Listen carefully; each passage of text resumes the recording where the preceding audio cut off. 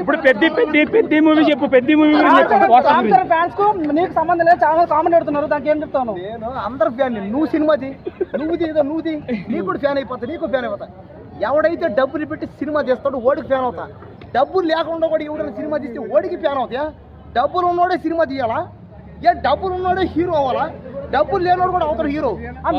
మీ గురించి చెప్పండి. అంటే మీరు ఏ సినిమా రివ్యూ చెప్పా సినిమా అట్టఫ్లాప్ అవుతుంది, అది ఏంది అపోహ? అవన్నీ మీ అపోహాలు, అవన్నీ మీ మూఢనమ్మకాలు. నన్ను రివ్యూ చెప్పి సినిమాలన్నీ పోయినాయి అన్న. అది అబద్ధాలేది. అన్ని అట్టఫ్లాప్ అయినా చెప్పినా ఈ సినిమా దేనికి హిట్ అయింది? కామెడీ. నీ బుద్ధి లేదా? నీ జ్ఞానం లేదా? నేను డాగు మహారాజు చెప్పిన అది హిట్ అయింది. నేను సంక్రాంతికి వస్తామా సినిమా, అది 300 కోట్లు, అది మాత్రం నా వల్లే దేనికి వచ్చింది అని మీరు అనరు. అంటే ఏమని అర్థం? అంటే మీరు స్కంద కూడా ఇలా చెప్పారు, స్కంద అటర్ ఫ్లాప్ అయింది. గేమ్ చేంజ్ ఇలా చెప్పారు, గేమ్ చేంజ్ అటర్ ఫ్లాప్ అయింది. అది మన వెంకటేష్ సినిమా కూడా ఇలా చెప్పారు, సాయంత్రం అది అటర్ ఫ్లాప్ అయింది. మీరు రివ్యూ చెప్పడం వల్ల సినిమా ఫ్లాప్ అయింది అంటే ఏం చెప్తావు? అయ్యి అబద్ధాలు.